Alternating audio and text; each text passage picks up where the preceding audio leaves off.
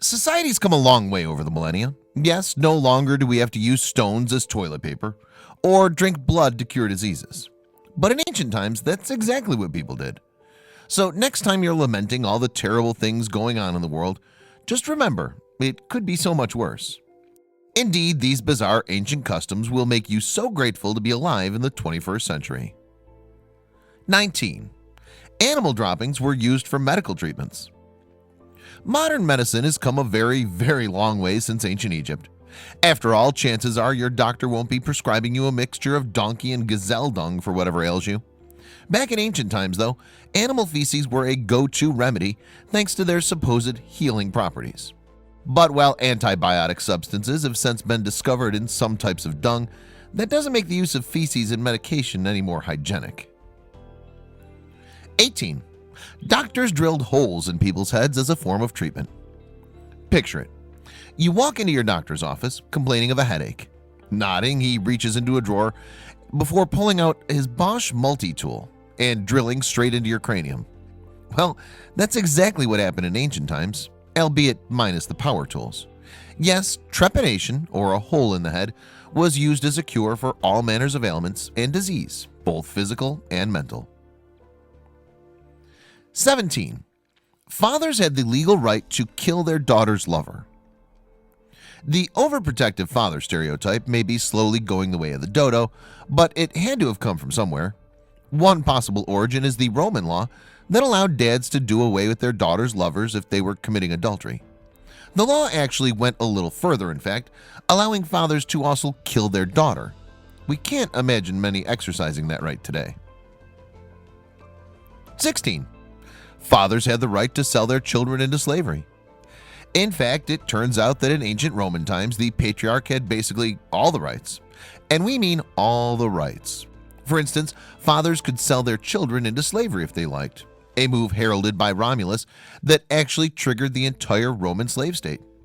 So we guess some unloving dads must have taken up the opportunity. 15. Garlic was used as a pregnancy test. If garlic breath is your worst nightmare, be glad you weren't around in ancient Greece. You see, the Greek solution to determining pregnancy involved a raw clove of garlic placed near a woman's cervix before bed. If she woke up to find that she could taste the distinctive flavor on her tongue, the test was deemed positive. Now that's some incredible morning breath. 14. Ancient Egyptians shaved off their eyebrows to mourn cats. It's no secret that cats were highly venerated in ancient Egypt. Indeed, they were basically viewed as demigods, worshipped alongside the many gods and goddesses that the Egyptians prayed to. When a feline died then, it was kind of a big deal. And one way people mourned these catastrophic events was by shaving off their eyebrows. 13. Urine was used as laundry detergent. In case you weren't aware, urine is full of a useful compound called ammonia, which you've probably seen on the ingredients list of household cleaning substances. You see, ammonia is a very good base for getting rid of tough stains. Back in ancient Rome then, people would collect urine and use it to wash their clothes, stomping on them to aid the process. 12. Gladiators' blood was used to cure epilepsy. If you've ever watched a historical movie and thought how cool it would be to be alive back then, you may want to reconsider.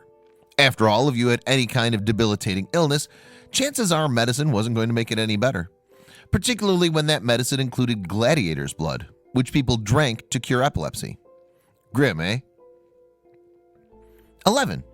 Lead and sulfur were used for hair dye. Modern hair dye is full of potential side effects, from allergic reactions to simply ruining the quality of your hair. But all those pale in comparison to the dyes used by ancient cultures, including the Romans and Egyptians. Indeed, their dyes often consisted of lead pastes, which reacted with the natural sulfur in hair. Sounds safe, right? Number 10. Egyptian eye makeup was a lead-based paste. And lead wasn't limited to just hair dye either. Indeed, back in ancient times, a lead-based paste was the foundation of Egyptian beauty, and the consequences were often dire. Yes, the cosmetics often led to irritable skin and insomnia, and they could even decrease the wearer's brain function over time. Be grateful then that you don't have to go that far to look your best. 9. weird concoctions were used for contraceptives. One early Egyptian contraceptive actually worked in a similar way to modern tampons, in that they were vaginal suppositories. These similarities, however, end there. Indeed, this particular concoction was comprised of unripe acacia, dates, and nearly a pint of honey. But while it seems that some of the ingredients involved did indeed help reduce fertility, we can't imagine that this method was very pleasant. 8. Murderers faced particularly unusual punishments.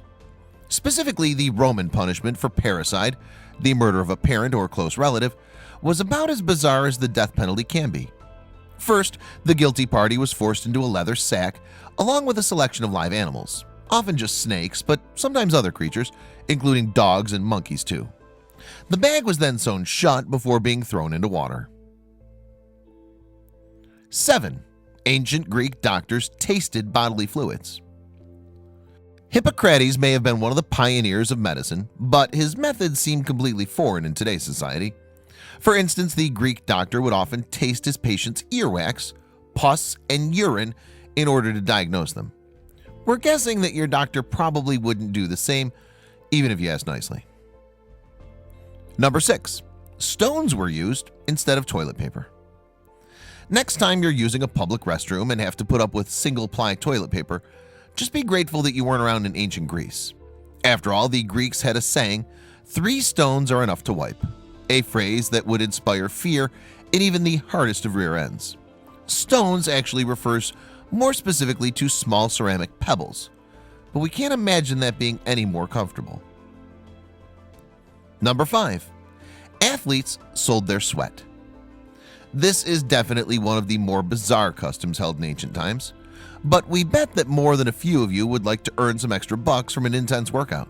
Yes, centuries ago, it was once seen as normal to scrape off and collect the sweat produced from exercising at the gymnasium, as it could then be sold for medical purposes. Most commonly, in fact, the bodily fluid was used to treat inflammations. Number 4. Crocodile dung was used for skin cream. People rub some pretty strange stuff on their skin nowadays, but none of today's remedies compare to the ingredients used in ancient times. Just imagine smearing crocodile feces all over your face, for instance, as was the common practice in ancient Greece. We're pretty sure we'd just put up with terrible skin if that was the only alternative. Number 3. Ancient Greeks held phallic processions. Imagine walking down the street only to find yourself in the middle of a parade dedicated to phallic symbols. It definitely wouldn't fly today, but in ancient Greece it was basically the norm.